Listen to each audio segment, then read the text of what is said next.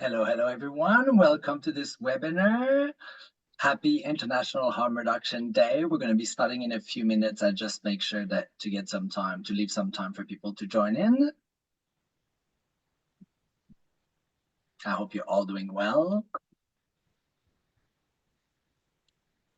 So just to let you know while you're joining in that the webinar is recorded. So we're not seeing any faces, but if you put a question, we may see the name popping in the chat, but that's not going to show on the official recording, but just so you're aware that we're recording this session. And thank you so much for joining us.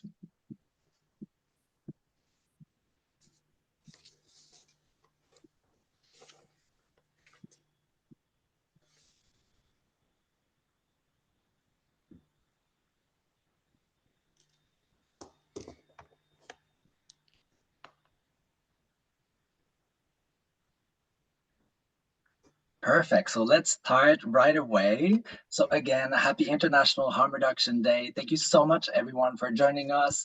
We're very grateful to have you with us. I just want to say again that the webinar is recorded, so just be aware of that while you're joining in, but no name or no faces will be shown in the official recording, except the ones from our amazing guest today. I just want to take a second to acknowledge AIVL acknowledges the traditional custodians of the lands on which we all live and work, and the lands from where you are all coming from today.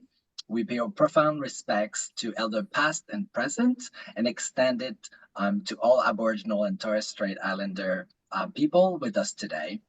I am coming to you from Gadigal land. The land was never ceded, always was and always will be Aboriginal land.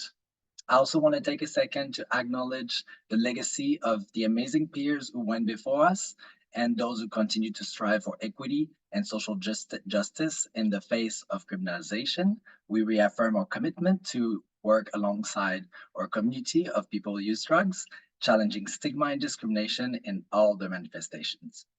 Today, as a first guest, we have Chris Goff, the AIVL President and Executive Director of CAMA, the Canberra Alliance for Harm Minimization and Advocacy, and The Connection. Chris will be reflecting on Australia's history of harm reduction, the current environment, and what we would like to see in the future from the perspective of our community. So thank you so much, Chris, for joining us, and I'll let you the space to speak. Thank you, John. It's a pleasure to be here. Let me just share my screen.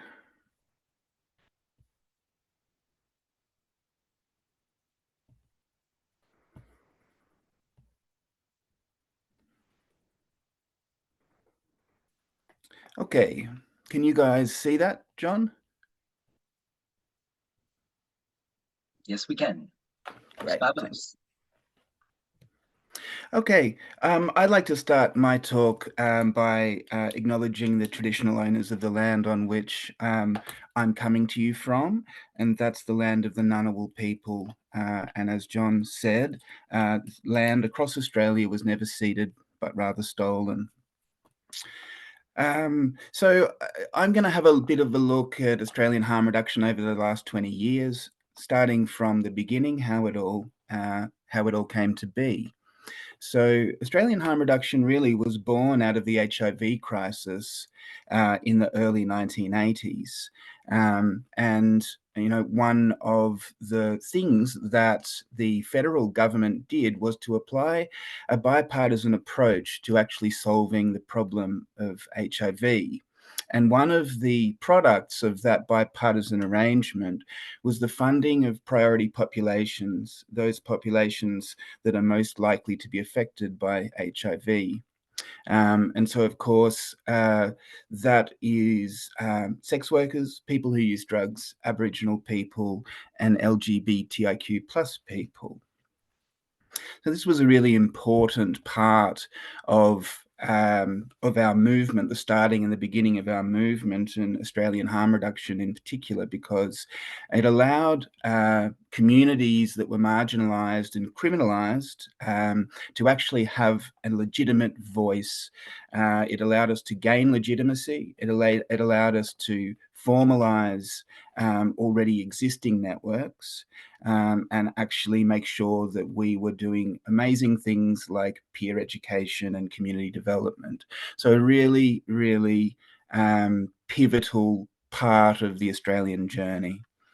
The second thing was that harm reduction was officially recognised as one of the three pillars of Australian drug policy, and that happened in 1985 in what we call today the first Australian drug strategy, but at the time was called the National Campaign Against Drug Abuse. And that kind of gives you an idea of some of the distance that we've travelled in the last 30 years. So after this inception, or this kind of this emerging issue of HIV and the federal government's response, in terms of people who use drugs and particularly people who inject drugs, the pivotal intervention, of course, was the formation of needle and syringe programs, which formally began in 1986. But obviously, as communities of peers, we had been providing these services in any form that we could to our friends and our peers, for years before that. So important to recognise. In 1987, the first formal drug user organisations began forming across Australia. And, it was really interesting to look, this is before my time, but in researching this, and there's most of the information about this, the details of the early stuff in here, came from a brilliant article that Caitlin Hughes put out in 2020. And I've just got something over the Australian illicit drug policy timeline. So look, well worth having a look at that piece of work. It really does show you the kind of the graduality of harm reduction and also the kind of continual pushback from government. So very interesting piece of work. And the good thing about the formalization of drug user organizations was that it was happening across the country, which I really think shows the kind of spirit that was already there within drug user communities in Australia. It was in 1988 that the Australian IV League, which of course is AIVL, began as an unfunded national network representing drug users and the drug organisations at a jurisdictional level. And then in 1990, the National Health and Medical Research Council released their first formal statement on hepatitis C. And so, of course, as HIV was still absolutely in the swing of crisis and people were dying at that point of time. And along came another virus, hepatitis C, which really didn't target in, but was of most concern to people who inject drugs.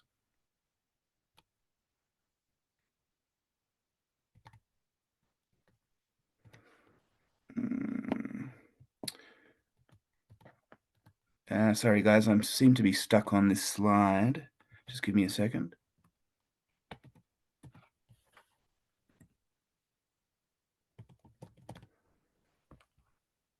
Okay, I'll have to use you have to bear with me here, there's something wrong.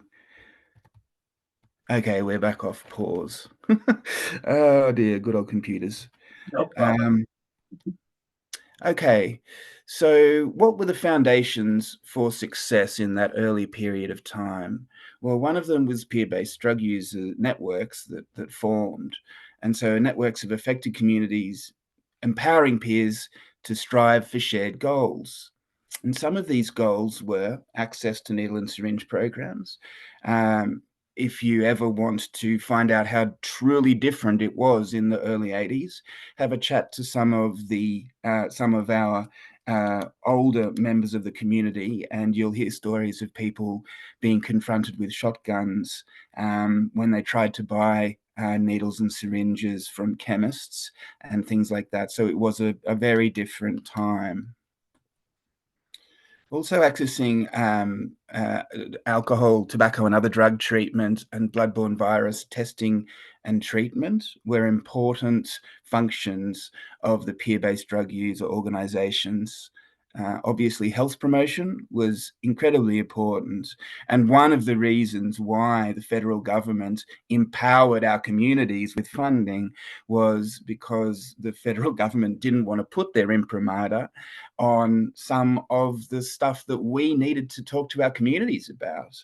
They didn't know how to message. They wouldn't have done it successfully, and it was really far-sighted of government to actually empower us, because obviously this is our bread and butter. So it was excellent work.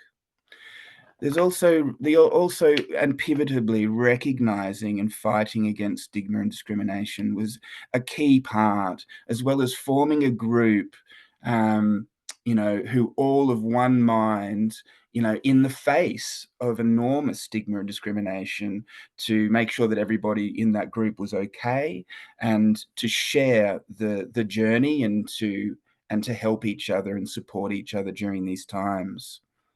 An important aspect of it was to be able to input into decision-making processes to ensure better policy, and to develop our community in terms of growing the strength of our resilience as individuals, and also to grow leadership, to make sure that our community had the right leaders who were trained in the right ways, and understood that kind of strategic level of what was going on in Australia. And of course, one of the foundations of our movement is the "Nothing About Us Without Us" creed. Also formed were research organisations, charity and social justice organisations, and advisory groups. Who research organisations such as specialist research groups like the NDRI and NDARC, the National Drug and Alcohol Research Centre, and the National Drug Research Institute, I think, which really meant that we could build the evidence base, legitimize harm reduction in terms of publications in journals, and actually provide that evidence that we needed to advocate. Another vital function was to be able to work with peer organisations to produce co-designed research and to ask the right questions. And we've seen that partnership with researchers and peer organisations succeed to this day, where we still have really collaborative approaches to the research we do in Australia, which is wonderful. Charity and social justice organisations were equally important. Organisations like Uniting and the Australian Drug Law Reform Foundation early on and now push very hard and advocate to broader communities and governments. In particular, the Uniting Synod recently has been really good in terms of advocating to faith bases, which has been really valuable, and this was happening in the 90s as well. And of course, that recognition and fighting against stigma and discrimination. And not much of this is any good, really, without the mechanisms to get that advice to government through government advisory groups and up to the political echelons. So Ministerial Council on Drug Strategy and the National Drug Strategy Committee were two of the first advisory groups put into existence, and they'd still exist in some form within government, making sure that that advice is still passed on. They also provide forums for evidence to be considered and positions adopted. But in particular, that channel to influence political decisions is important because, as we know, often research and evidence just simply isn't enough.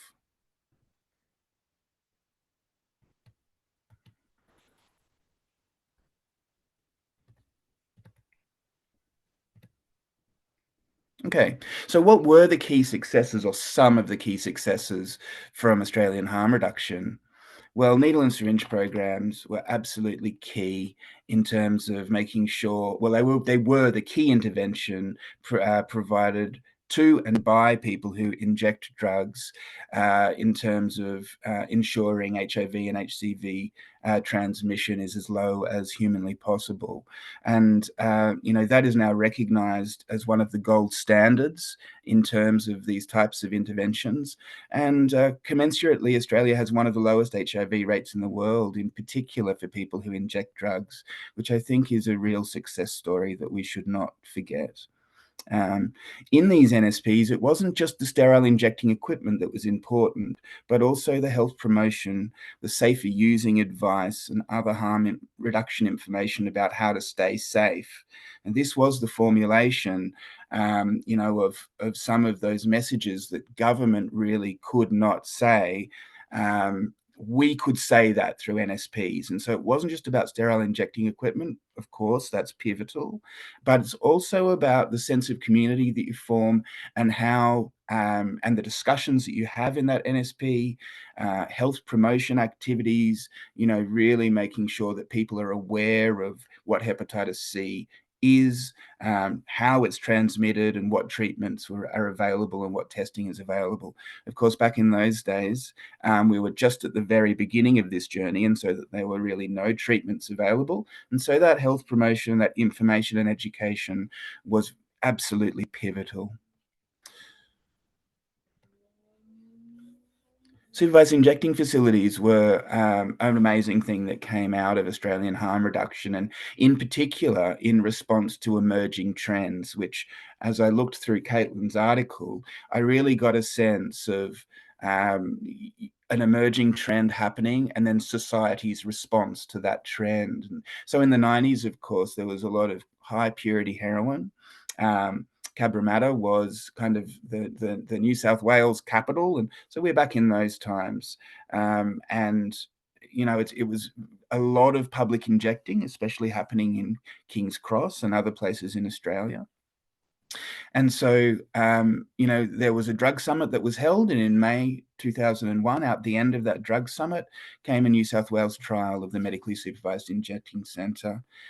MSIC remained at trial until November 2010 and had to go through a lot of evaluations in order to ensure and maintain its existence, which I think also tells you a lot about the political kind of fight that continues to happen around this issue and the kind of back and forwarding. A lot later, in June 2018, MSIR was opened as a 5-year trial and made permanent in 2023. Naloxone programs are another key success. Naloxone was first trialled for community in 2011 in the ACT. So it was a CARMA, a TODA and ACT health partnership. And it very rapidly spread through other jurisdictions and into other health organizations and community organizations, to the point now where the supply of naloxone is federally funded, free to all jurisdictions. And so we're giving out naloxone across the country through NSPs, through pharmacies, and through community organizations who provide programming. Just to be clear, the money that's provided federally only supplies the naloxone. So it remains up to the jurisdictions to provide the actual bums on seats programming to actually get that naloxone out to community and make sure that it's hitting the right people. So drug checking and festival-based harm reduction, another issue driven by emerging trends in the community around overdoses at dance festivals. And the first piece of work really around this that I'm aware of, was Rave Safe and DanceWise. And DanceWise now operates in Victoria. Harm Reduction Victoria was the originator of DanceWise, as well as in New South Wales through Newer's DanceWise program. It wasn't until 2018 that Pill Testing Australia really pushed and advocated very hard to get festival-based drug checking services trialled and evaluated. And that was an excellent piece of work and really paved the way for CanTest fixed site drug checking facility. this year, it's been excellent to see that this wave of advocacy, as it were, has swept across Australia in response to these issues that we have around festivals and the harms of drugs. And so it's excellent that Queensland now has a fixed site, the second one coming, I think, and a first festival has just kicked off in 2024. And Emma will tell you a little bit more about that later on. And excitingly, MSIC and The Loop have just started a residue trial at MSIC, and it'll be really interesting to see the results of that. So in terms of early drug law reform, it was really interesting when I was looking through the research that, it was in the 80s and 90s really that people started to grapple with expiation notices for cannabis. And so you can see there some of the initial attempts at kind of stopping criminal penalties, I guess, for cannabis. And so already you can see that society is kind of treating cannabis a little bit differently from other drugs. And the other thing that I guess happened at that time is that diversion programs were rolled out across the country. And in 1999, COAG, a nationally consistent drug diversion agreement called the IDDI, the Illicit Drug Diversion Initiative, was signed off by all jurisdictions in Australia. So we're starting to see the very beginning of drug law reform.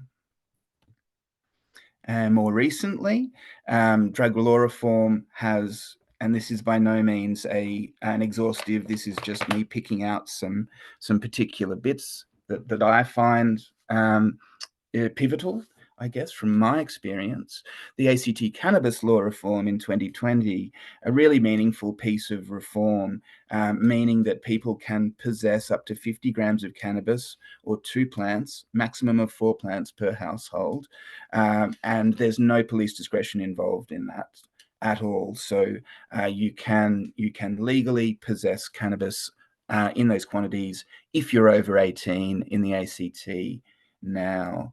The next, and you'll see that this cannabis law reform is actually the second step. It was what's called an over 18 exemption that was applied, and very much a stepwise approach from the ACT simple cannabis offence notice in 1992. So quite a while in between reforms, and something which we really need to close the gap on in terms of the length of time it takes us to do this stuff. And again, a wave coming through with Queensland increasing its diversion programs, Victoria pushing for decriminalisation of personal drug use, New South Wales pushing for a drug summit, which has been promised. And of course, we've also seen things like the Uniting Fair Treatment campaign, which really has galvanized support in the broader community for the decriminalisation of personal drug use. So what can the past teach us? Well, I think there are a few things that really stood out to me when I did this presentation. The federal bipartisan approach has worked, but there seems to be constant pushback from the government who is in power. When I look back, what I see, regardless of whether the federal government is Liberal or Labor, a Liberal coalition or Labor, the government seems to be quite shy about pushing law reform in this area. Well, not just law reform, but also they come up with some pretty strange initiatives. And one example was I'm not sure which government was. I think it was Morrison government, or anyways, a Liberal government trying to introduce mandatory drug testing for recipients of welfare. We saw, in the late 90s, John Howard vetoing the ACT heroin trial. And right now, we see the Labor government really struggling with vaping law reforms. And in those situations, you often see that the opposition will actually become the more informed party and will kind of push government in that bipartisan way to actually do better around around harm reduction issues. So this really, what sits behind this is that emerging issues have driven most of our harm reduction successes. So whether it was the 90s with MSIC in a response to public overdose and drug dealing on the streets, or whether it's in response to festivals where overdose deaths have occurred in younger people, we see that kind of emerging issue driving our harm reduction responses, which is great. We don't see a lot of really marked paradigm shifts. We just see this kind of gradual step-by-step progression, sometimes a little bit forward, sometimes a little bit backwards, but always progressing slowly towards a common goal. But those paradigm shifts seem to be very, very difficult to accomplish. We've also seen that collaboration and partnership are absolutely essential. And, we have had a lot of, we've had our successes, but we've also had a lot of failures, and one that stands out is the NSP in prison. There was a lot of work that went into looking at NSPs in prisons, and the ACT was going to have a trial. But it was vetoed by unions, by the union, amongst a myriad of issues. But that was, from my understanding, that was the main one. And so it really becomes incumbent on us to make sure that we're collaborating, we're partnering with those really important pivotal groups, in order to make sure everybody's on board and has some ownership over the issue. It's the only way you seem to be able to push it over the line.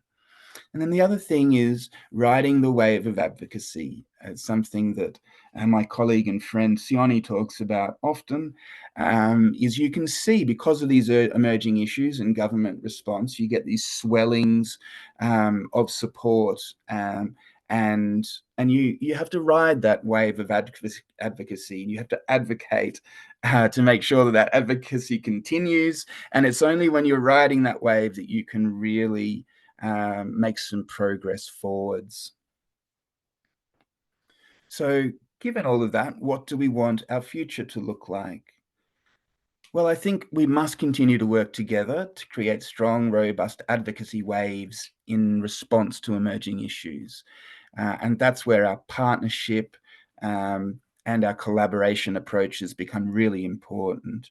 We must utilize the scientific evidence that our researchers are working with us to produce. People with lived experience and living experience must play a leadership role. It's really important. And when you look at one of the fundamental examples of success in this area, the way that the LGBTIQ plus community, really has, to a large extent, there is still stigma and there is still discrimination, but they have decriminalized themselves, which is great. It's abhorrent to think that in the 1980s, anal sex was a crime, for example, and so the success of those communities. Really, part of that success, from an outsider's point of view, looking in and looking at this wonderful thing, has been the leadership role that the AIDS councils, and AFAO, and all of the organizations that have been involved and involve lived and living experience have played those leadership roles and fought stigma and discrimination at those levels. We must bring the broader community along with us and utilize their support. And so, that means often, and certainly in the 80s when we were fighting against the world, we wouldn't have considered trying to bring everybody in. But now we really need to think inclusively. We need to understand that the broader community needs to support us as well. And so those faith-based organizations, union-based organizations, and ideologically based organizations are really important partners for us. And we need to make sure that we're getting that information out there, and we're working with them and educating them around us and what our identity is. And leading on from that, we must celebrate our beautiful diversity. We have a diversity of approaches and people, a diversity of opinions. There'll be some people who don't agree with what I've said here in terms of in some of the stuff that I've said. They may think differently. As I said, this is just me looking back at what is quite a daunting issue to talk about and picking out some of the things that mean something to me. So everybody thinks differently, but we all have that common goal.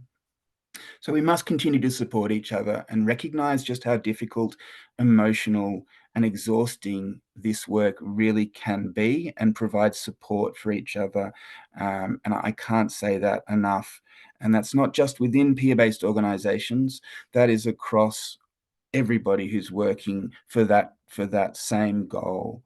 And lastly, we must look back at history to build our future and learn from those examples we've seen of really good leadership, in order for our community to really be as resilient as we can, given the stigma and discrimination and criminalisation that we're still under. And we need to be strong and support each other to forge a pathway towards future Australian harm reduction. Thank you very much. Well, thank you so much, Chris. That was such a fantastic presentation, and you definitely put so much work into it. Um, I just want to say thank you. Thank you for your work every day as the executive director of CAMA, but also as the AIVL president. Like, you're just a joy to work with, and you bring a lot to this movement. And to look into your presentation and everything you brought forward, there's just so much work that has been done by peers and by partners.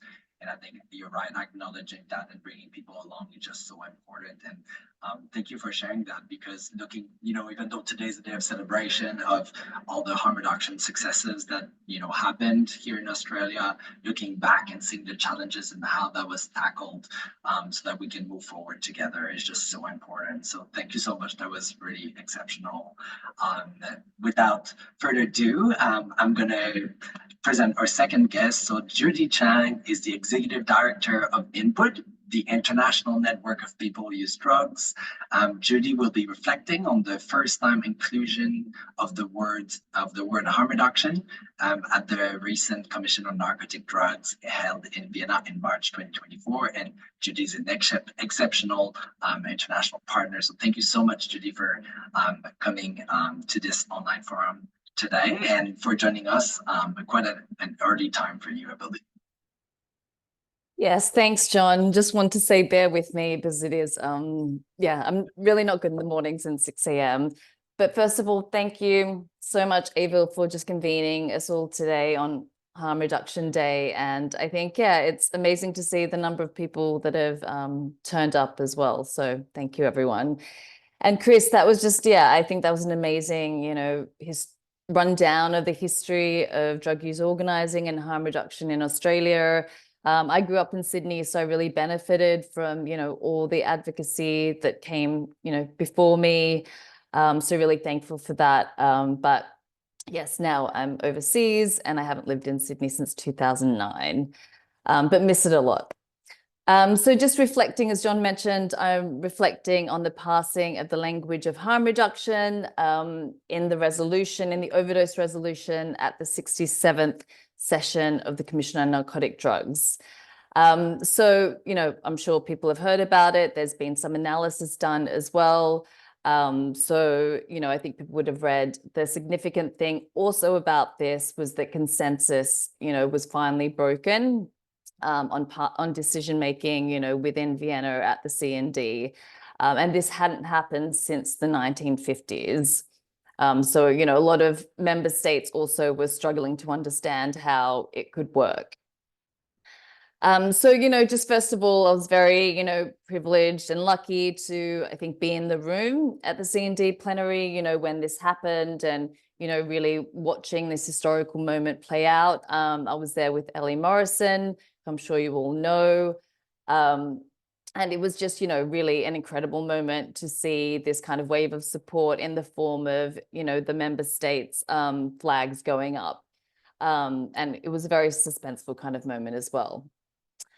So I'm not sure how many people have been at the C&D before. And, I think with all the work that we see around us, it is shocking, and it should be shocking that, harm reduction in 2024 was passed for the first time at C&D, the policy-making body, basically of the United Nations of Office on Drugs and Crime. So, the highest decision-making entity when it comes to drug policy.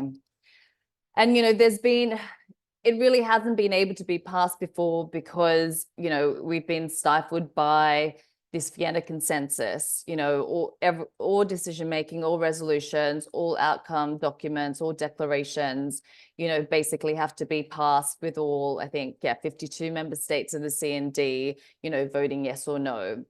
And so basically at the C&D, there's a cadre of, what we call friendly member states. And on the other side, unfriendly member states who, always end up blocking and really fighting, tooth and nail to block any language, any progressive language. And of course, that includes harm reduction, but also human rights and, community-led responses as well, and anything on community leadership. And, just to point out as well, the executive director of UNODC, she's probably been in post for, I think, maybe less than one term, so less than 5 years, but, it's been really difficult to get her to also speak the words harm reduction. And it's only, recently, because UNODC lead what's called the co-sponsors group for UNAIDS, so, from HIV, that she's actually started mentioning these words, but always, at kind of, not in kind of big forums. So I think there's an opportunity to really push her on that as well. So just in terms of the resolution, it was led by the United States. And I'm just reading out the full title of the resolution. So it was around overdose, and it was called Preventing and Responding to Drug Overdose Through Prevention, Treatment, Care, and Recovery Measures, as well as other public health interventions to address the harms associated with illicit drug use as part of a balanced, comprehensive, scientific, evidence-based approach. I know, sorry for the very, very lengthy title. So, it spoke about how, it was really amazing to be in the room. But I think, also I think we have to critique the process, but also, critique that I don't really think, it's gone far enough. And being there during the proceedings, and watching the negotiations, between, the various factions, you really saw what was, given up, in the name of negotiating. And in, they originally thought, I think, that they would agree by consensus, because that was always, always what happened at the C&D. So, what happened was that harm reduction was originally, in the title, and it was mentioned 6 times, throughout the body of the text. But it ended up most of the time being replaced with, kind of this, replacement text, which was, other public health interventions to address the harms associated with illicit drug use. So still, there's this huge pushback, on harm reduction. And also in the original body of the text as well, there was drug checking included. There was language on legal immunity of people, people at the first at the scene of an overdose and first responders, but that was also removed. As I mentioned, as I think the text as well, it also really got, it not only got watered down, but every time harm reduction is mentioned, or even its proxy language, they also include prevention, because there's a huge focus on like drug use prevention at the C&D, and there's this massive push for that. They always mention, drug demand reduction. They always mention recovery as well. So I still think, even though there was progressive language in there and harm reduction, what we want to see, I still think there's a sense of, we need to look out, for other words as well and other language that they, sneak in there. Also, what was, concerning as well is that when they mention, harm reduction or its proxy language, they always include text of as appropriate and in accordance with domestic legislation, and also pursuant to the aims of the International Drug Control Conventions. So, this is basically a stopgap measure and a safety net, for countries who don't support us, or safety net for countries, to be politically pressured into introducing or scale up harm reduction measures, and other measures such as prevention, recovery, and demand reduction. So, it feels like it's still a stopgap to progress, right? Because there's still this kind of exit point if countries don't already have, harm reduction legislation, they don't already support it, they're still not, they're not being pressured necessarily enough by this resolution. So just to, in summary, there's still, of course, a long way to go, but it's true at the international level, it was a big paradigm shift, and definitely something, we should be, using and hooking onto and, really analyzing together and see how we can really, push things further, I think, at the global level, but of course also, using global decision making to influence national level as well.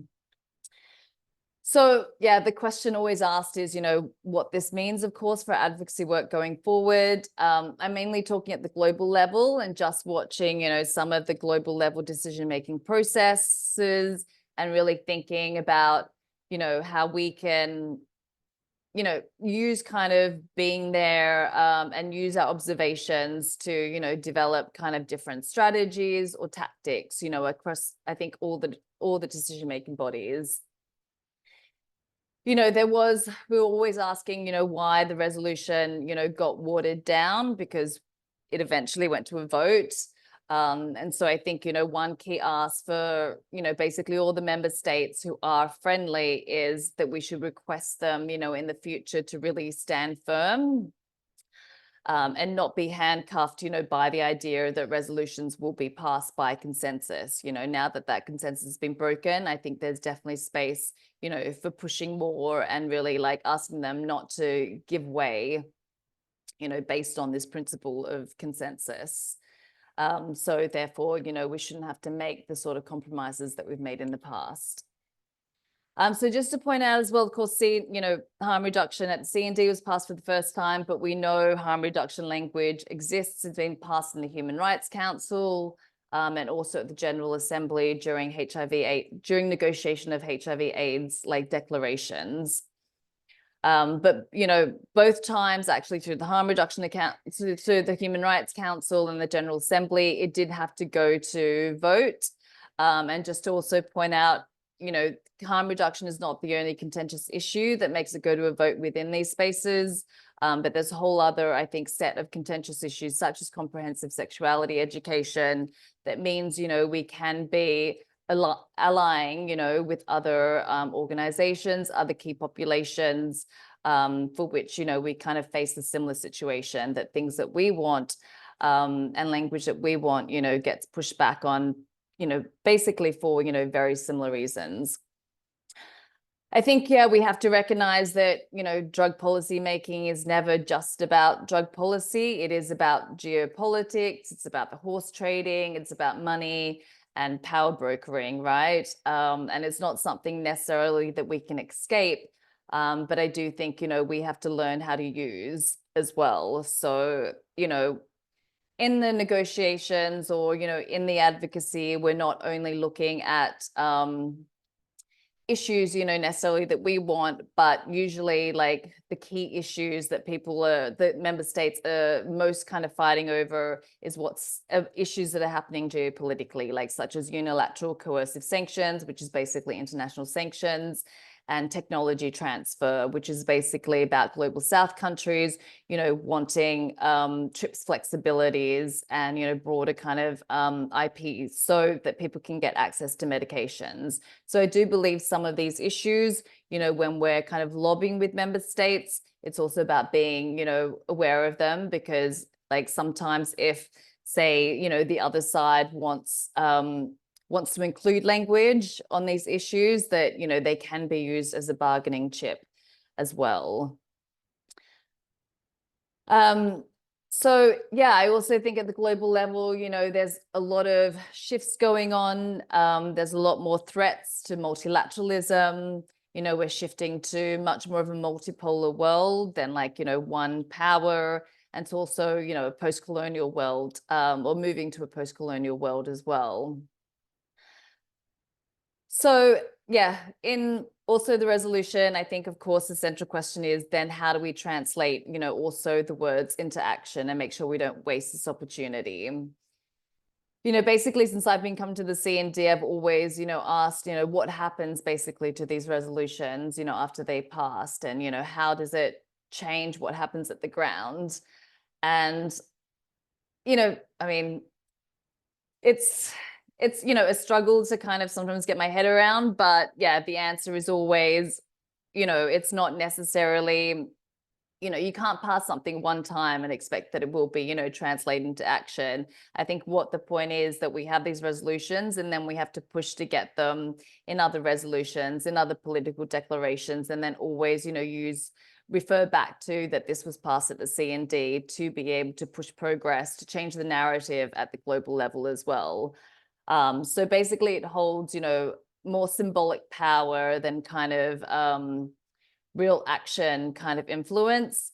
But, you know, it also just means we have to work in a whole variety, you know, of other ways, right? So Chris's point about partnerships, alliances, not only within our own, you know, context, global or, you know, national, but also, you know, through global, regional, national as well. Because we know at the country level is where, you know, action and change, you know, really happens.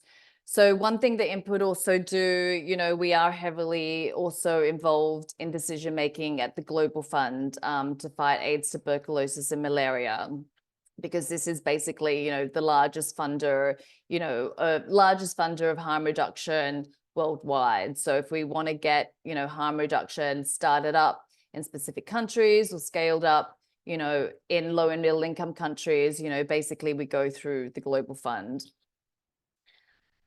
Yeah, I think another reflection as well from the CND, it is, you know, how important our kind of voices within this space. And over what the 5+ years that I've been going there, you know, we see a lot more drug user activists in there. We see representatives of like new either national networks or regional networks. And yeah, just to note, the African network of people who use drugs and the Latin American network of people who use drugs, you know, had representatives speaking at the high level, you know, meeting, you know, for the first time. And that was, you know, really amazing to see, and, you know, really being able to ground that bring people at the high level decision-making space, you know, and being able to ground them in reality and really hear about, you know, the realities that we're facing and kind of what priorities we want to push forward. So I think I'm over time, but, you know, just to say, I think, yeah, the role of kind of Australian advocates as well. I mean, as Chris outlined, you know, there's been so much that has been fought for and won, you know, at the national level. And I think, you know, therefore it is really important to have, you know, the networks and leaders, you know, from Australia engaging also in the global spaces. And that, you know, that's includes the Global Fund, that includes the CND, that includes UNAIDS, and really, you know, would love to kind of start conversations on how this can be done, because you know, Australia, I think, is trying to have more visibility, more of a presence, you know, at the global level as well, more influence. They have various delegations across all these spaces, and I think it would be amazing to see, you know, drug user advocates, you know, on these delegations and being able to influence, you know, your Australian representatives, you know, in this space, because I do think there's just so much, to learn as well. And I think by being in these global spaces, you can hold, your governments accountable for the decisions that they're making, but also sometimes there's really progressive stuff that's done. So Australia was the chair of the process of negotiating the HIV/AIDS political declaration in 2021. And basically, all countries besides 4 passed the first targets on decriminalisation of drug use and possession. And those include also targets on harm reduction. So I really think it's also like knowing what, Australia is saying and doing at the global level, being able to bring it, nationally, but also on the other hand, like bringing all the national progress that has been made, so that at the global level, people can learn from that as well. So thank you. Sorry for going over time. No, don't be sorry. Thank you so much. It's so interesting, and having the chance to hear you really kind of inform us on everything that you're working on at an international level, or some of the pieces you're working on international level.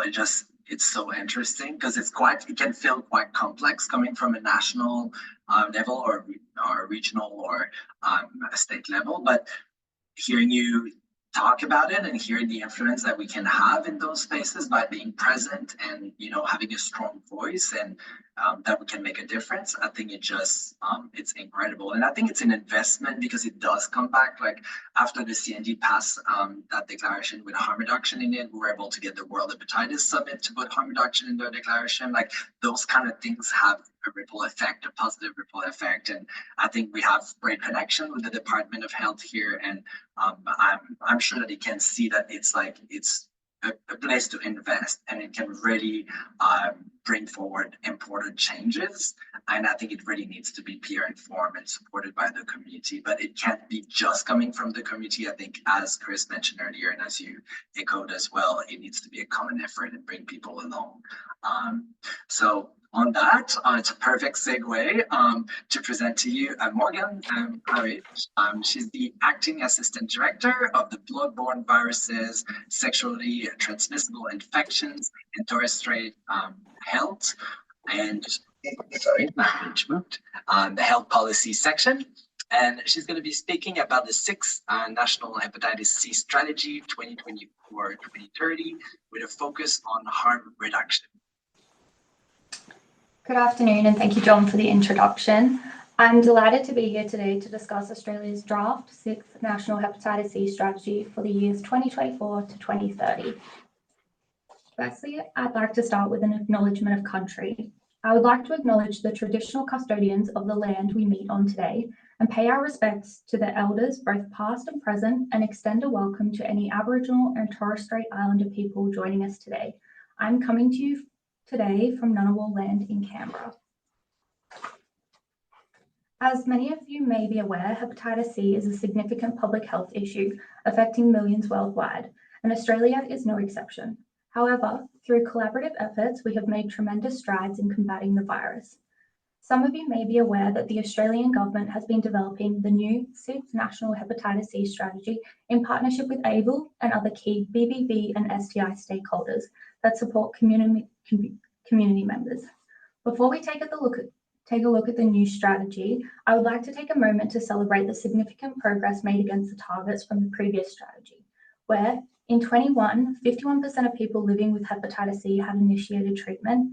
Since 2016, we saw a 32% decrease in deaths attributed to hepatitis. Since the introduction of direct-acting antivirals, we saw a 31% decline in the rate of hepatitis C diagnosis. And at the end of 2021, there were 4,218 NSP outlets where 50.2 million needles had been distributed. These achievements are not just numbers.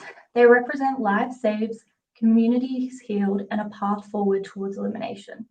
It is important to highlight that these achievements would not have been possible without the collaborative efforts and strong partnerships between community organisations, people with lived and living experience, healthcare professionals, and policymakers.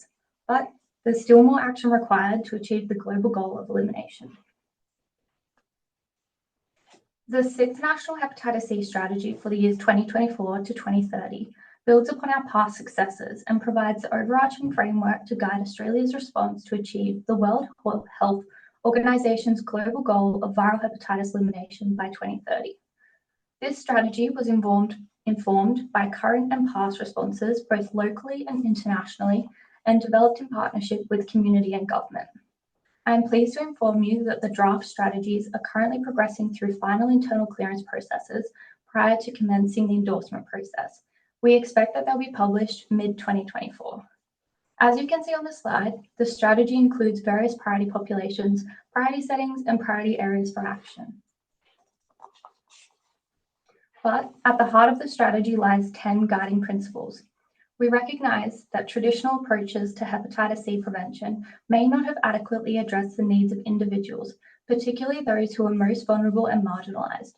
Therefore, we have embraced harm reduction as one of our guiding principles of the strategy, acknowledging that its effectiveness in preventing the transmission of hepatitis C and related harm, while also respecting the dignity and autonomy of affected individuals. So, what do we mean by harm reduction? Harm reduction encompasses a range of evidence-based interventions aimed at minimizing the negative consequences associated with hepatitis C. These measures include needle and syringe programs, opioid substitution therapy, and other targeted outreach initiatives, all of which have been shown to reduce the transmission and improve the health outcomes of affected individuals. But harm reduction is more than just a set of interventions. It's a philosophy that values compassion, pragmatism, and human rights.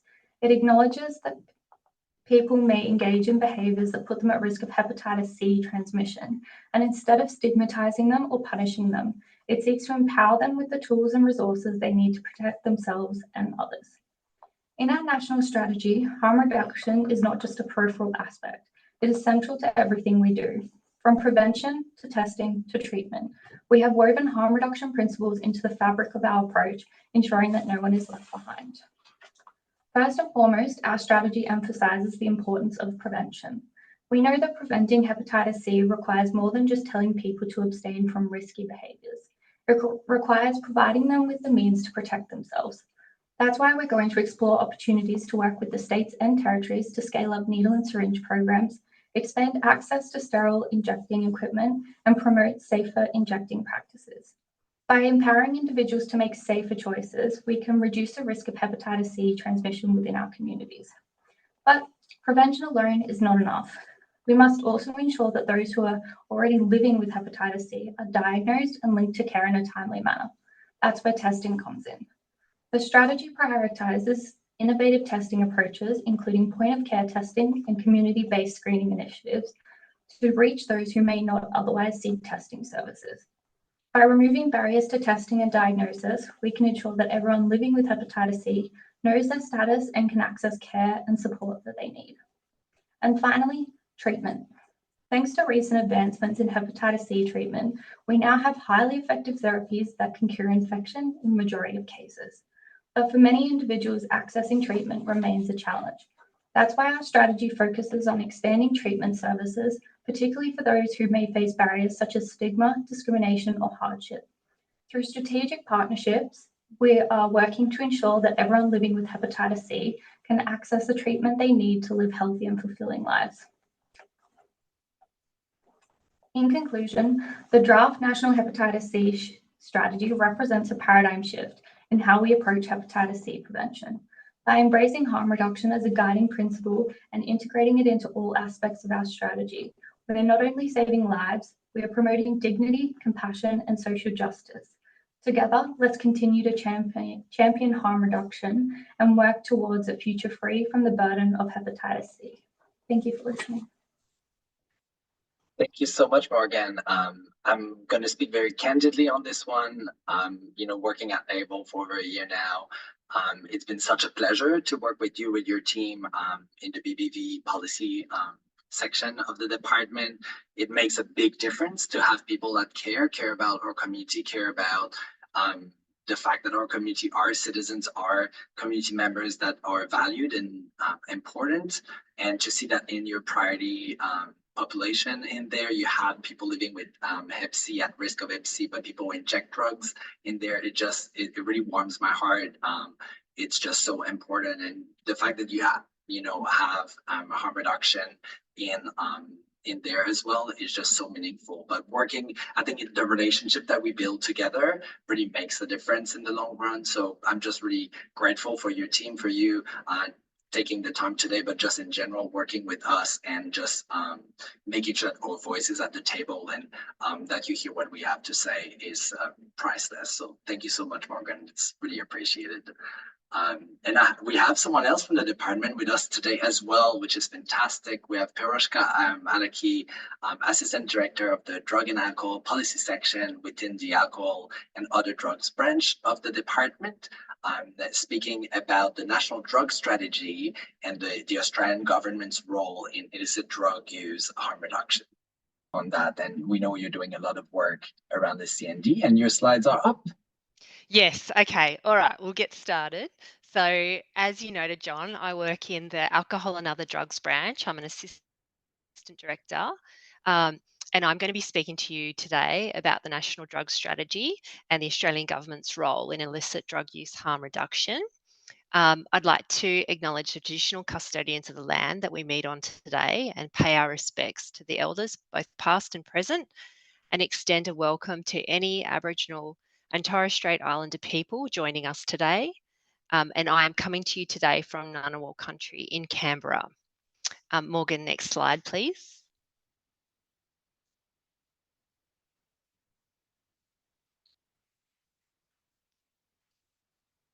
Excellent, thank you.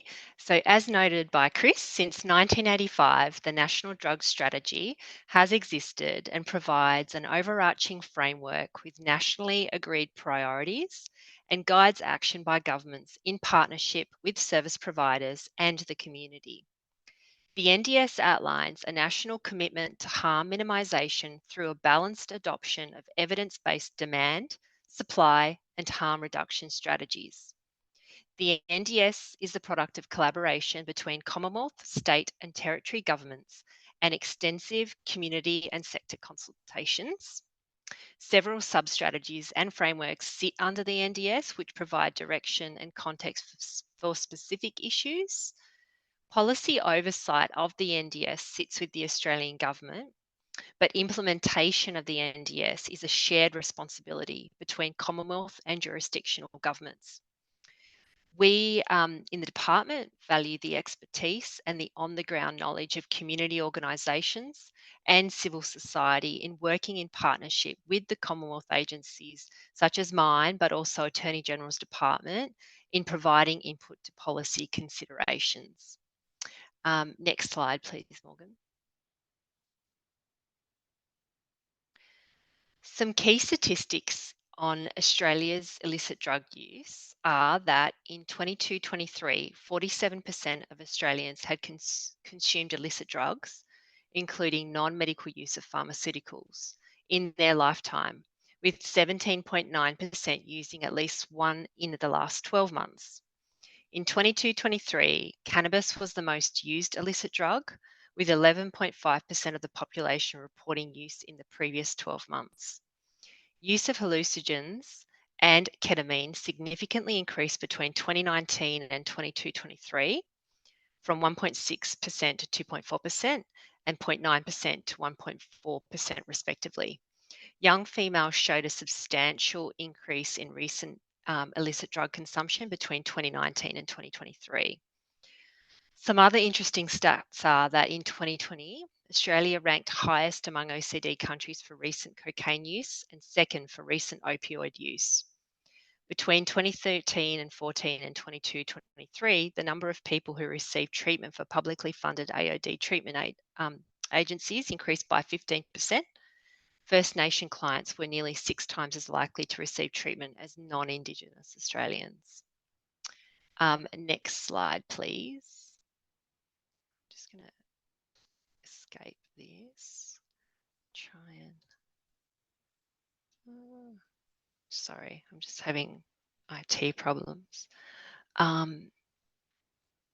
Just going to do one quick thing. Alrighty, that's better. Okay, so are we on the slide related to harm reduction? Is I can't actually see. Perfect. Okay. So as the other guest speakers have articulated today, harm reduction activities aim to reduce the adverse health, social and economic consequences of the use of illicit drugs for people who use them, their families and the wider community. They include measures that encourage safer behaviours, reduce negative or unintended effects of use, enhance protective factors, and can contribute to a reduction in health and social inequalities among specific population groups. State and territory governments have their own drug action plans that outline the services available in their respective jurisdictions, tailored to their specific needs. There is some variation in the availability of harm reduction services between jurisdictions. For example, we know that drug checking services are now available in some jurisdictions, but not all. Morgan, can you move to the next slide, please?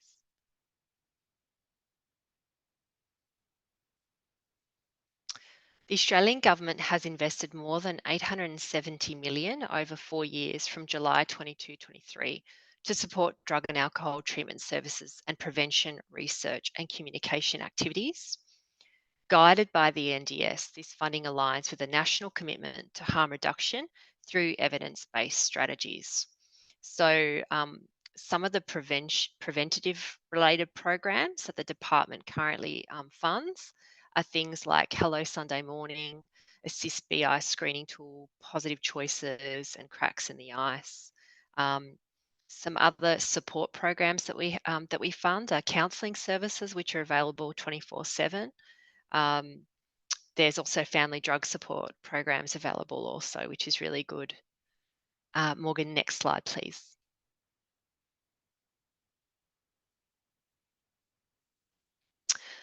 So as this slide shows, in the 22-23 federal budget, there was $19.6 million over 4 years, with 4.9 million ongoing, invested in a national take-home naloxone program.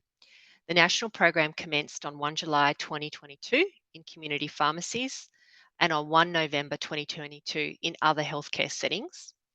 The THN program makes naloxone available at no cost and without the need for a prescription to anyone who may experience or witness an opioid overdose or adverse reaction by broadening usual pharmaceutical benefit scheme subsidy and access arrangements. These arrangements have removed some of the key barriers to accessing this life-saving medicine. On to next slide, please.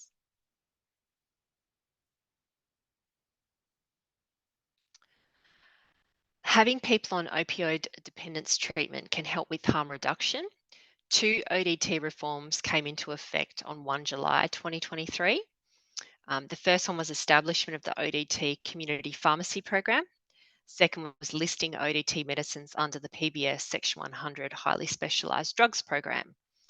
ODT medicines are now prescribed, dispensed and remunerated the same way as other PBS medicines under the HSD program. Patients are paying the usual PBS copayment and are no longer paying $150 to $200 a month in private out-of-pocket costs. Since the reforms have been implemented, over 39,000 patients are accessing their ODT medicines through the PBS each month, and community pharmacy participation in the ODT Community Pharmacy Program has more than doubled. Moving on to the next slide, please, Morgan. Excellent, thank you. Where's my slide? So as noted by Chris, harnessing evidence on lessons learned and what is best practice in harm reduction is critical. The Prompt Response Network is a national project developed by the National Centre for Clinical Research on Emerging Drugs, which brings together existing and emerging early warning networks across the country regarding emerging drugs of concern and enabling a rapid response to reduce harms associated with them. The network includes government departments, clinicians, consumers, harm reduction service providers, academics and other key stakeholders across Australia's states and territories. The PRN is a collaborated effort to empower consumers and communities and ultimately reduce the risk of events related to emerging substances. There are 3 streams of work to support the network. The KNOW website, which is an emerging drug information and resource hub, It publishes information about emerging drugs and drug trends of concern across Australia, including compiling all state and territory alerts and notices to create a national overview of emerging drugs. The second is a national community network, which is enabled through an online professional community platform and quarterly meetings with PRN stakeholders and jurisdictional reps. And the final is a national signal register, which is a digital platform built to provide a national dashboard of incidents using de-identified data from contributing jurisdictional agencies. Local agencies can access information in the register to inform decision making regarding drug alerts and responses to emerging drugs and trends in drug use. Moving to the next slide, please, Morgan. So harm reduction emerged, as Judy has already noted, as a guiding principle for health programs after two of the United Nations Drug Conventions, one in 1961 and the other in 1971, were written and they came into force.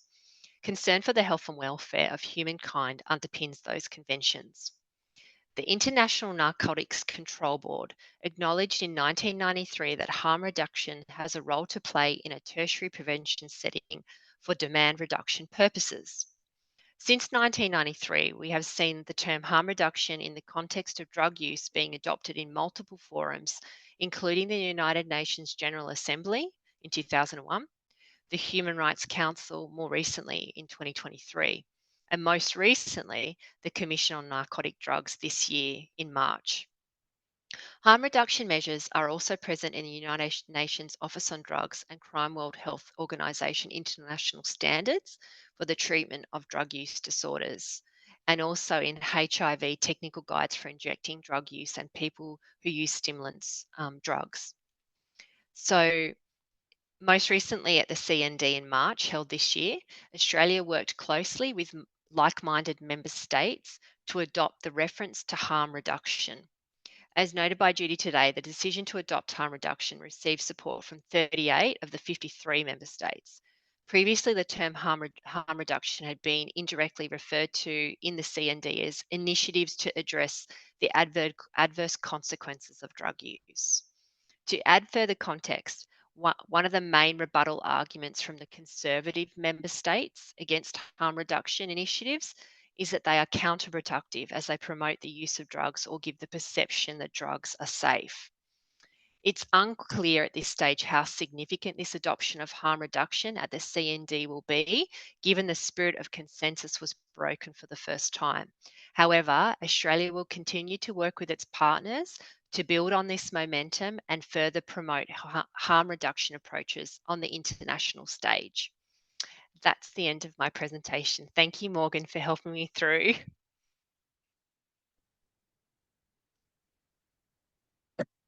Thank you so much, Perishka. That was so interesting. And thank you for being resilient through the technical we appreciate it. And we're going to be working a lot more together when we talk about the future national drug strategies.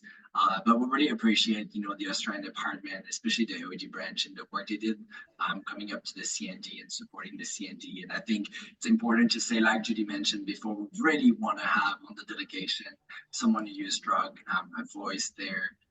It's so important to us and to align with some of the most innovative country in the world as well.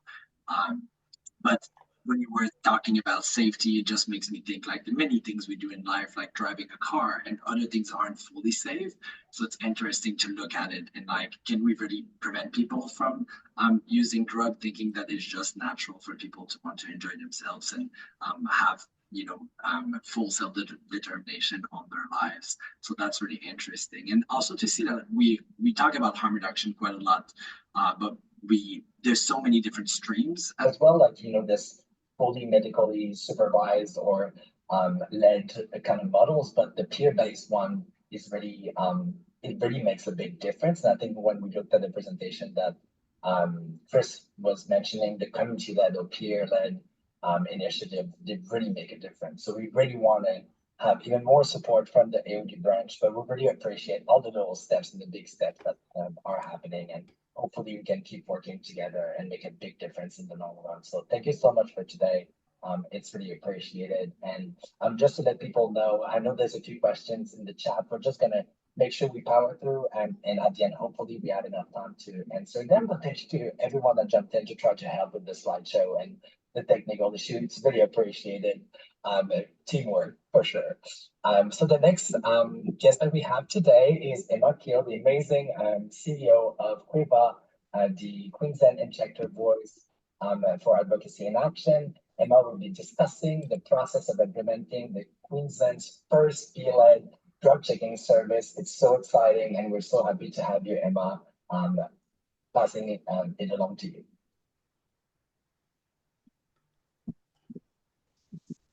Hello, Molly, are you ready to do the slides? Thank you. I do need teamwork here.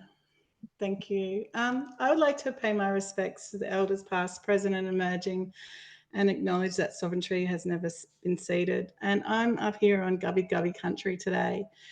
As the CEO of a drug user organisation, I want to applaud the bravery of those who have enabled us to be here today, enabling open discussions around harm reduction and the ongoing efforts in confronting the stereotypes that we face and the stigma faced by people who use drugs and their communities. Happy Harm Reduction Day, everyone, and it's a reminder that one of the central pillars of harm reduction around the world is the involvement of peers in the design and the delivery of programming that can specifically address the needs of our community. We have been pretty busy up here in Queensland, as you have heard, with the commencement of diversion and drug checking in Queensland. As Queenslanders, we never would have imagined that we would see a move to such a progressive approach. Now would be the time to recognise the work that has been done behind the scenes to make this a reality. The many formal working groups, those less formal peer conversations, and the mounting evidence from around the world and from our interstate friends. 3 organisations that have been central to the Queensland approach have been Quinn, The Loop, and Quiva. Thanks, Molly.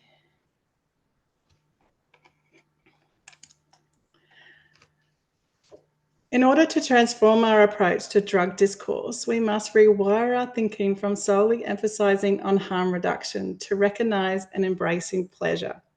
The shift acknowledges the innate human desire for enjoyable experiences while also addressing the complexities of substance use. By reframing this conversation to include pleasure, we empower ourselves to engage in more open and honest discussions.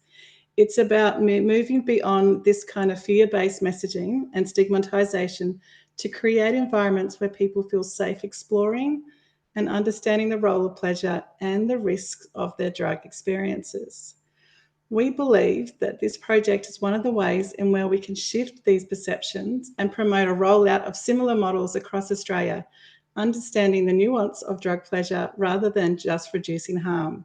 So our vision is to empower individuals with good quality information so that they can make more informed decisions in order to reduce the risk of harms and to maximise pleasure.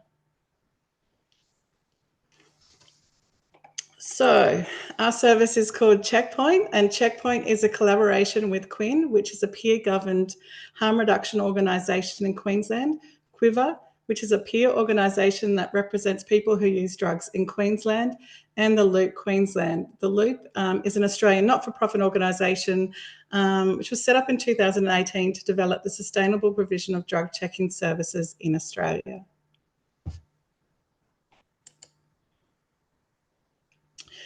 So the drug checking service is voluntary, it's free, it's a confidential harm reduction service. It's currently, it is located, it's a fixed site service at Quinn in Bowen Hills, which has already got a needle and syringe program there. It engages people intending to use substances in brief health conversations, combined with the results of the chemical analysis of the substance that they intend to use. There will be shortly, it is only open on a Friday evening, and the second location will be announced soon.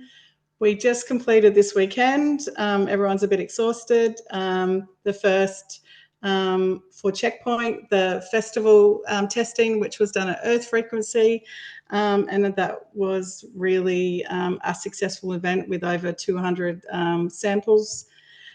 So these are being delivered as part of a state-funded introduction to drug checking services in Queensland through a market process under the Medicines and Poisons Act. It's going to be individually evaluated by university, and that's about drug checking in Queensland. So that will be the PTA as well, who just did Rabbits Eat Lettuce Festival as well. So the checkpoint, the Loop Australia, holds a general approval for the testing, and this allows our chemists to receive, handle, transfer, and destroy any scheduled substances.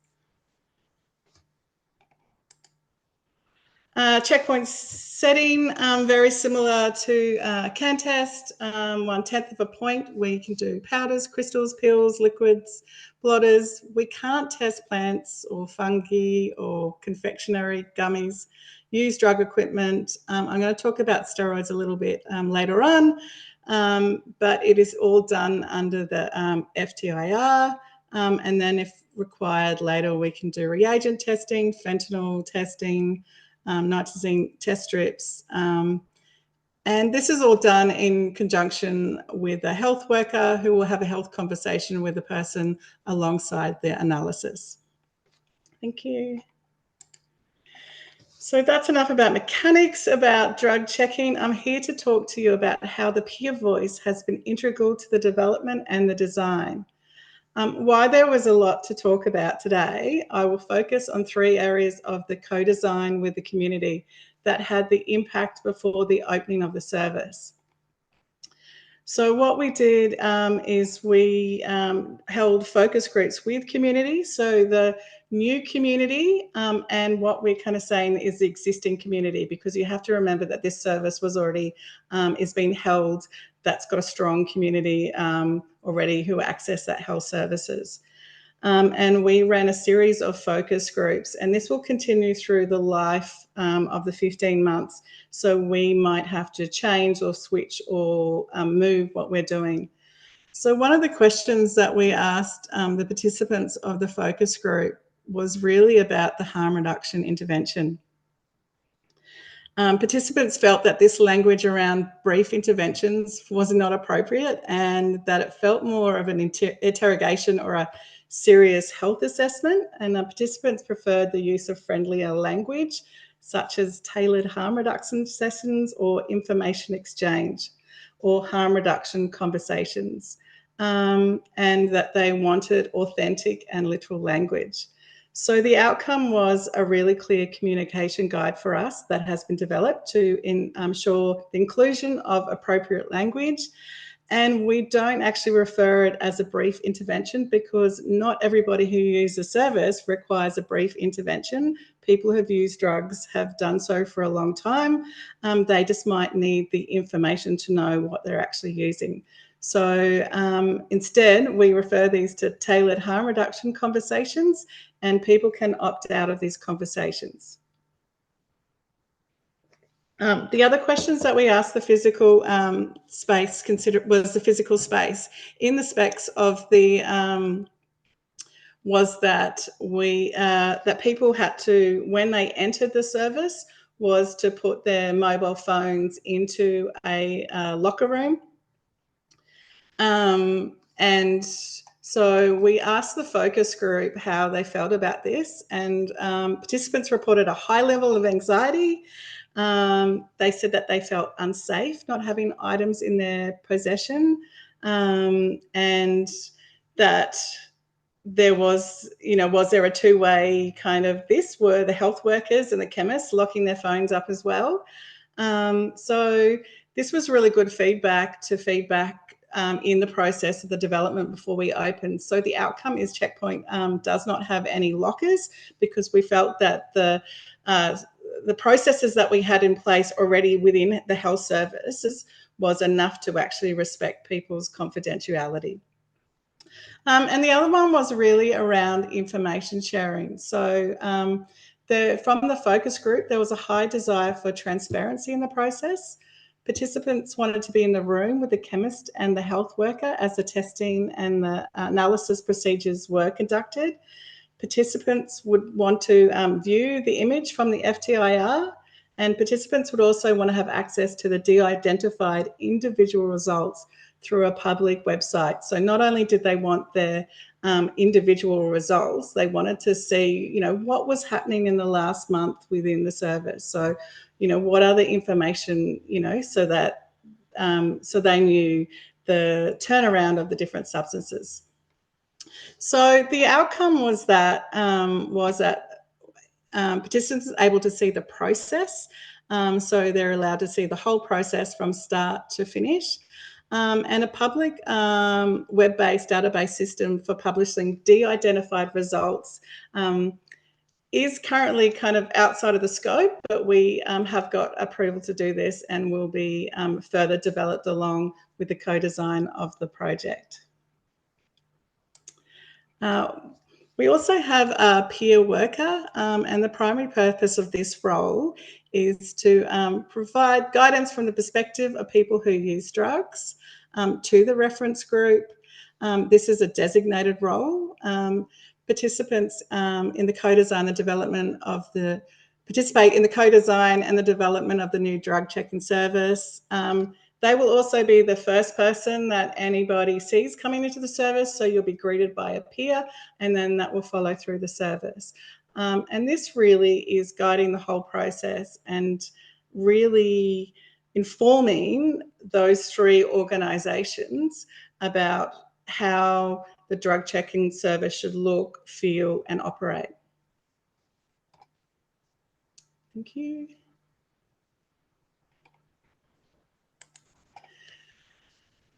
So this is also running along High Ground. Hopefully most of you know about High Ground. High Ground is a peer organisations for peer, and it's a multidisciplinary team really developing education and resources for people who use drugs by people who use drugs.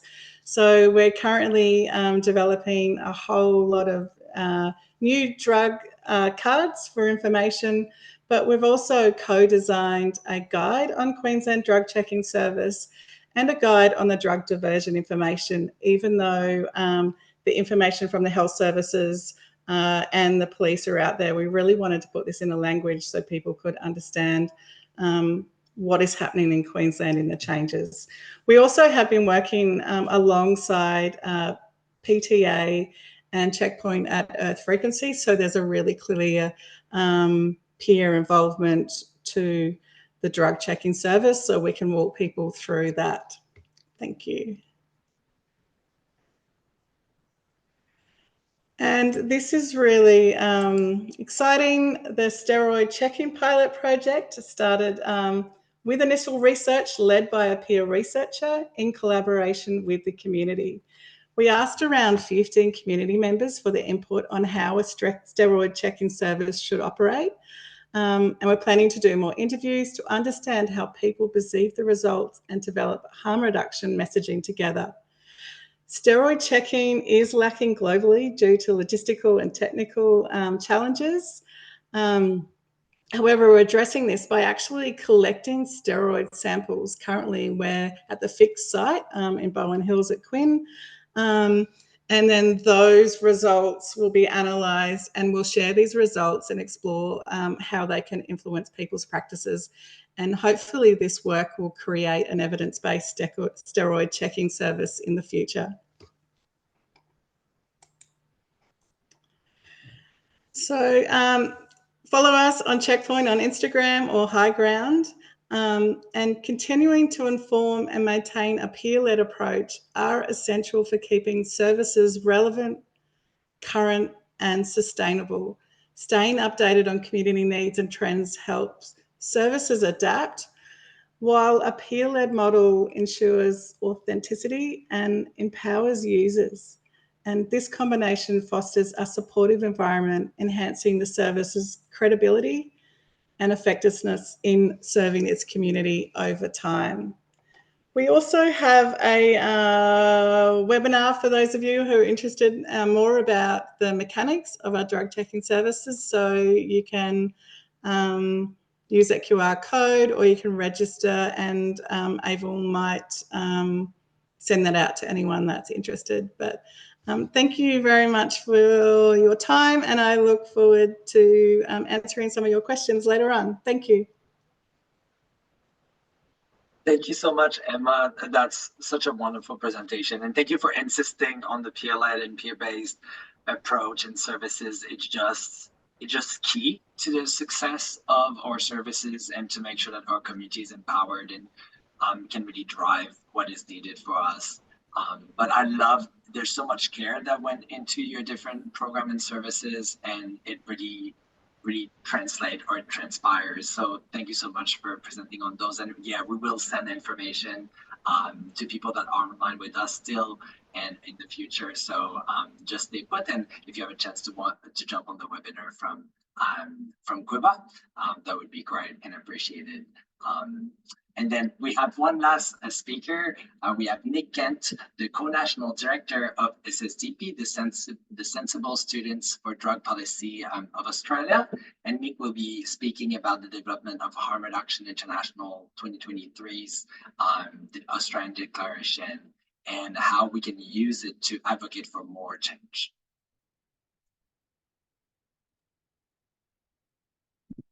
Thanks, John. Everyone, I'll just get my slides going.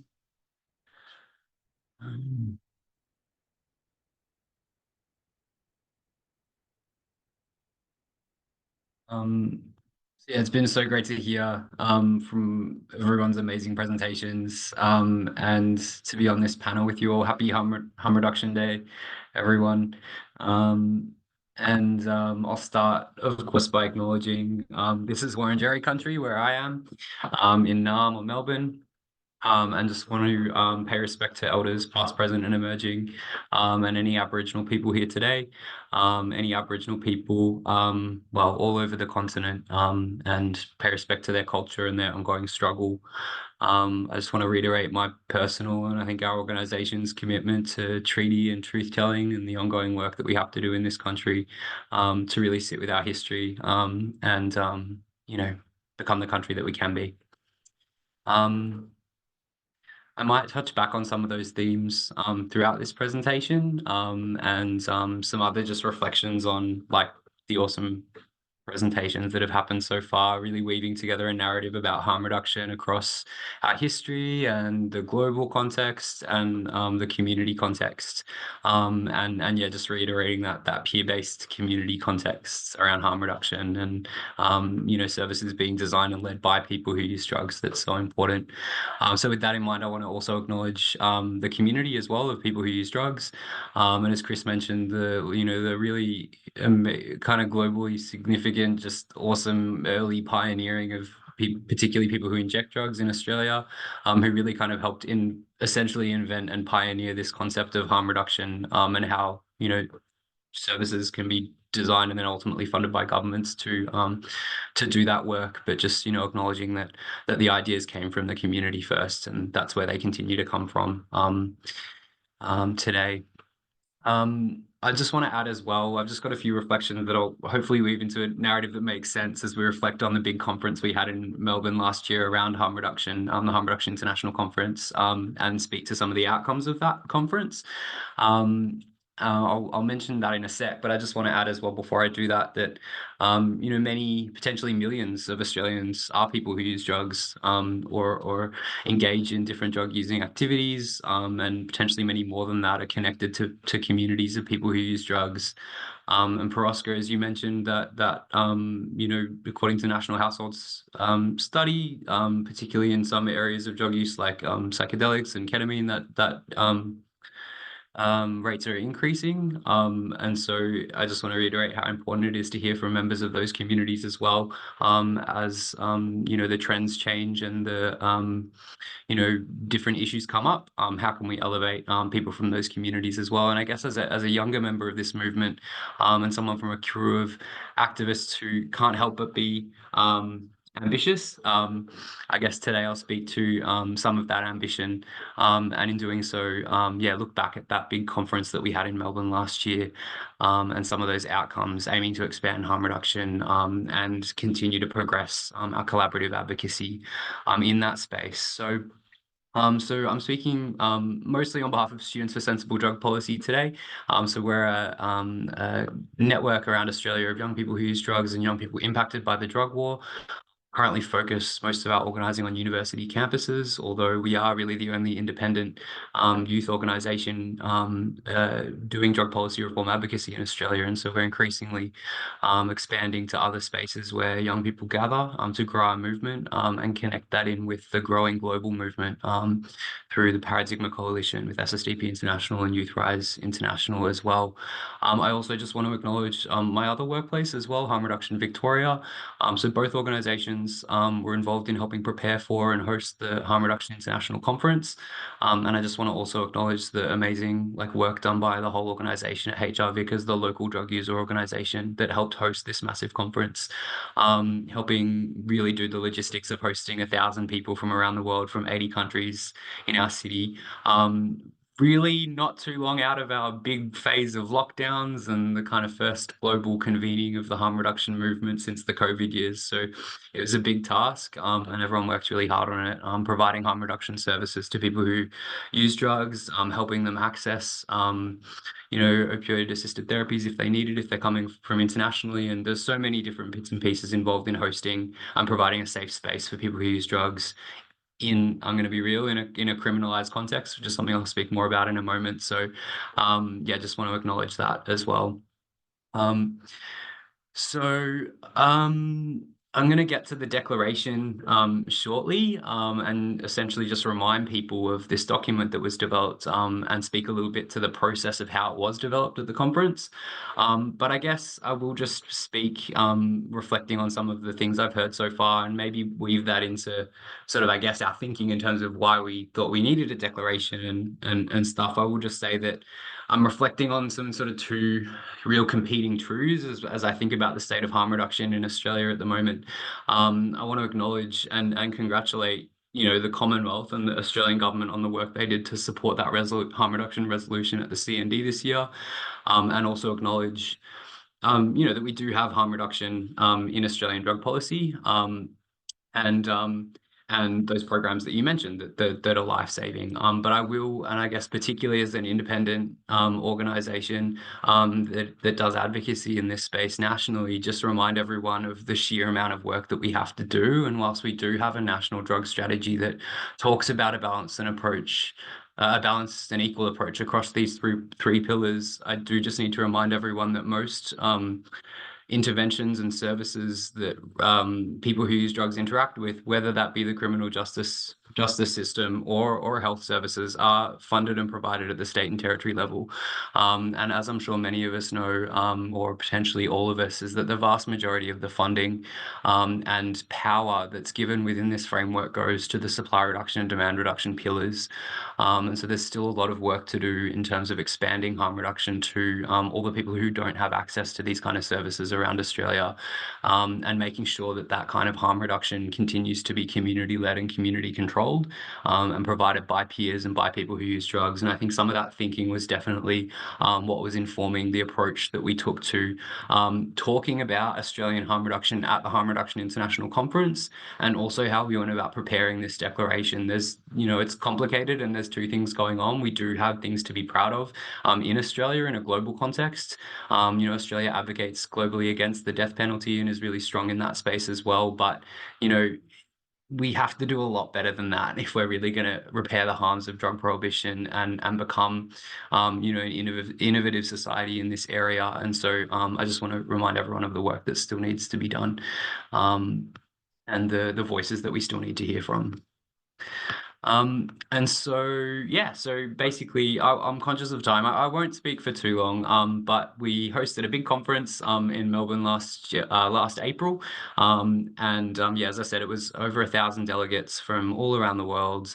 And I think it was the 27th Harm Reduction International Conference with the theme of Strength in Solidarity. So a lot of work was done, as I mentioned, by HRVIC hosting it, and also as SSDP, as members of the local support committee, to really think about how we could create an awesome conference for people where all the different kinds of experiences of harm reduction globally can be talked about, and where people can connect, again, after those really kind of long COVID years of sort of isolation, and continue to learn from each other and build that solidarity and kind of connection across movements globally. So basically, yes, and I also just want to acknowledge, these conferences that, I mean, we did thankfully get some support from the Victorian government. I'll just acknowledge that as well in terms of scholarships for people who use drugs and Aboriginal people to attend the conference.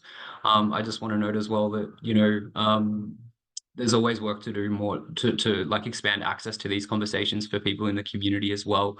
And so maybe one reflection as well, which I'll probably touch on at the end of my presentation as well, is that in some ways, as someone really involved in helping kind of prepare and host the conference, it kind of felt like in a way we were having almost a state harm reduction conference and a national harm reduction conference and an international harm reduction conference kind of all at once.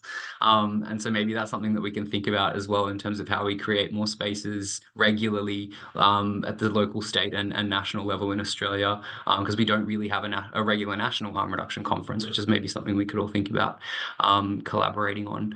But I just want to reiterate like the importance of these spaces and how like crucial it is to create spaces and to continue to like try and expand access for the most affected people to be able to come and like connect with other people doing awesome work in this space and other harm reduction innovation being developed, and how we can learn from each other and create more solidarity in our advocacy.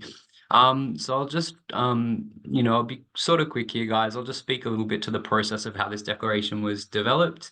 So we, in the lead up to the conference, convened a working group of harm reduction advocates from around the country where we sort of brainstormed a bunch of different ideas and different sentences really that ended up culminating in a series of statements, which I'll talk about in a sec. And then those statements were put into a poll that was live for 2 days during the conference. I think we had a few hundred responses, and just sort of essentially asking people to rank and vote on the level of importance and how much those statements resonated with people. And then we hosted, with some colleagues, we hosted 2 workshops throughout the conference that was open to anyone, but it was particularly promoted as part of the Australian stream of sessions within the conference. And it was really awesome to see the attendance, maybe between, I don't know the exact numbers, I'm thinking between about 50 and 80 people attending across the 2 sessions, probably more than that, maybe 100. And from a really wide range of different groups. So we do have a lot of allies in the wider health service and clinical and treatment spaces that were there and really wanting to both learn and contribute to how harm reduction can be framed. But of course, it was so important and amazing to see attendance from harm reduction advocates, people who use drugs, people from the peer-based organizations attending those workshops, and helping kind of craft the narrative that we wanted to build in terms of what we wanted to put in this declaration about Australian harm reduction. And so, and of course, we tried to make sure that the most marginalised were included as well. And it was heartened to see that there was Aboriginal people attending and young people and people who inject drugs and queer people and people from a range of different sort of oppressed groups who have so much to contribute to this conversation. So basically what happened by the second workshop is that we crafted and sort of congealed those different statements that were edited in the first workshop in different breakout groups into this overall kind of preamble that it sort of introduces the declaration. And I just want to remind people that, it was a pretty open and collaborative process, or very open, I would say, as open as it kind of could have been with the resources that we had. And in a way, I think it was really good to just see the consensus around the importance of elevating marginalized communities and elevating the peers who are experiencing the harms of both drug use, but also wider drug policies and systems, and to see how, this consensus that essentially, I'll just read them out, ensuring people who use drugs are permanently resourced to lead and self-determine through genuine inclusion and representation, dismantle colonial systems and structures, ending criminalization and prohibition of drug use, ending stigmatization, discrimination, and racism, and ensuring equitable access to and individual choices through the full range of health, harm reduction, and related services.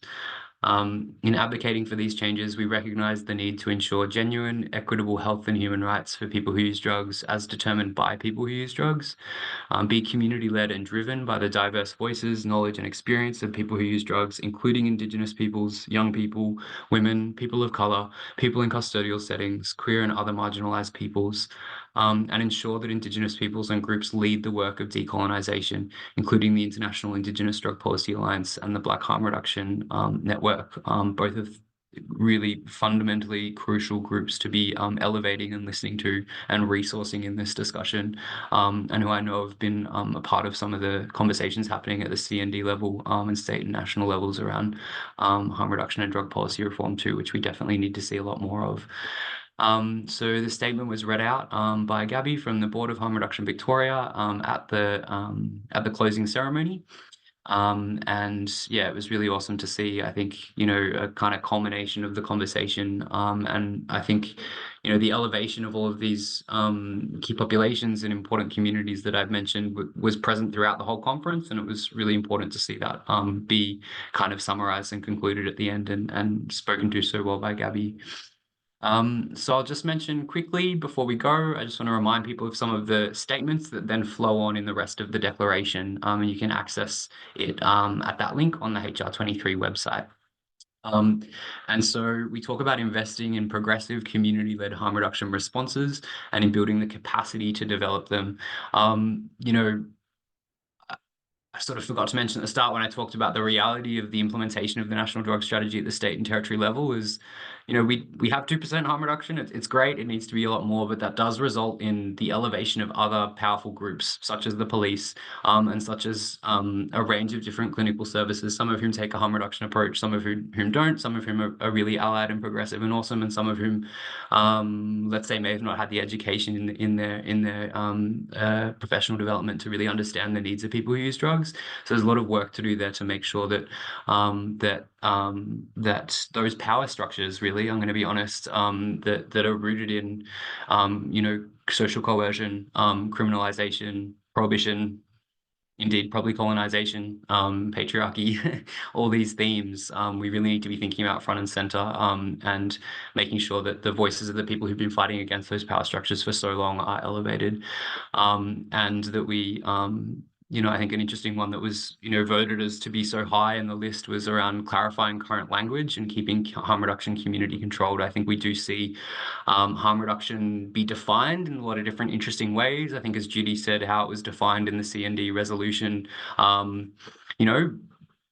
could probably use some work, well, that maybe that's what I think, but yeah, that's what I think. I think it's really great it's in there, and I agree with everything everyone said, but I think how it gets framed by some people, or some power structures, let's say, maybe sometimes forgets that it came from the community of people who are most criminalized. Of course, that we need to be thinking about decolonization throughout this whole conversation. I'm a white fellow speaking today, but going forward, it should definitely be more Aboriginal voices and people from marginalised communities continuing this conversation. And I'll speak a little bit at the end to how we're doing that and aiming to do that more with this declaration and our other advocacy work. Just a few more statements. There's about 20 in the actual declaration, but some other key things that people found were really important were drug strategy funding being evidence-informed and directed towards enhancing the health and well-being of community.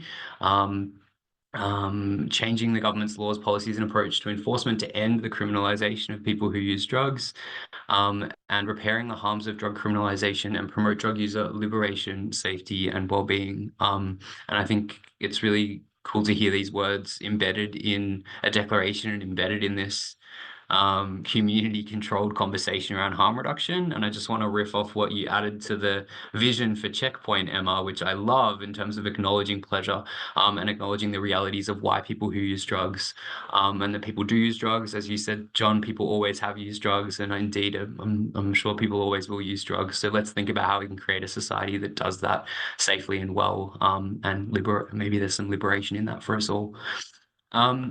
Anyway, that's pretty much where I wanted to end off. Oh no, and I was just going to say, in terms of how we're using it going forward, I think two things. One, we've got some cool things in the works that I'll mention in a sec, but I will just make the point that, you know, as someone who works in advocacy at sort of the state and national level through SSDP and also works in a state-based drug user organization, I use this word carefully because I know there's a lot of awesome colleagues from a lot of different parts of the system on this call all of whose work I really respect. But I'm going to use the S word, and harm reduction is subjugated in our system, and it's exhausting working in this sector. And I just really want to make the point that, you know, being strategic with our advocacy, thinking how to really leverage these kind of opportunities is sometimes not a, like, what's the word, you know, a choice that we have, you know, because we've all just got to go back to like answering the phone and responding to overdoses and responding to all these harms and stuff. So how to be strategic with our advocacy and really leverage these opportunities, I think, is a work in progress, but it's nonetheless, as Chris said at the start, something that does progress slowly, but nonetheless, I think really steadily. So as some examples, I know SSDP is developing a bunch of position statements and referring to these statements in this declaration and the outcomes of the conference in our ongoing development of those position statements. I know that HRVIC is going to be running a community consultation dinner in a few weeks, designing our hopefully forthcoming drug checking service in this state, and using some of these prompts in the declaration to actually sort of prompt conversation on the dinner tables about how harm reduction services should be led, and just kind of bringing that, I guess, like clout and weight from the conference and from that global conversation back to those dinner tables in the community in Australia and saying, you know, this is legit, basically, and what you want to see change is legit, and it has a really proud history behind it. There's many more things going on and many more things in the works, not just in my work, but everyone on the panel's work and probably many people in the call's work. So let's keep doing it. Refer to this declaration if you can, and if you'd like, and if it resonates with you. And hopefully we'll have some more conferences and spaces to gather and keep discussing this in Australia, and keep working on honing our vision around the future of harm reduction. So thanks for the opportunity to talk today and to keep this declaration alive. Yeah, it's been a real pleasure today, and happy Harm Reduction Day, everyone. Thank you so much, Nick. What a great presentation. And also, I think I would like to take a second to acknowledge the work that HRVIC did around the conference, but also yourself. You've done incredible work at that time, and it was so amazing to see, and it really paid off. So thank you so much for sharing about how it happened quite quickly today. But we know a lot of work went into it. So thank you so much personally, and on the name of AIVL and the network, for the work you did, and for HRVIC as well.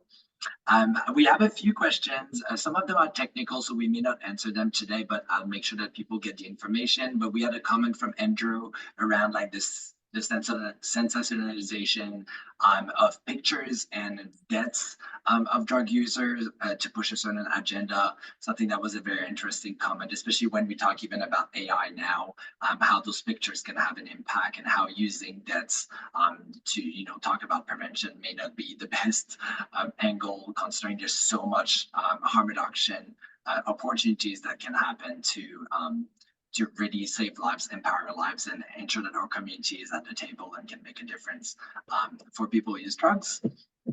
We had a question from Scout around local government initiative and collaboration for harm reduction. So I would say anyone on this call that want to have more information about what happens in different states from a national kind of point of view, feel free to go on the AIVL website, join the newsletter. Molly, or our communication lead, is putting so much work in, you know, collecting that information and having it available for all of you. It's called The Substance.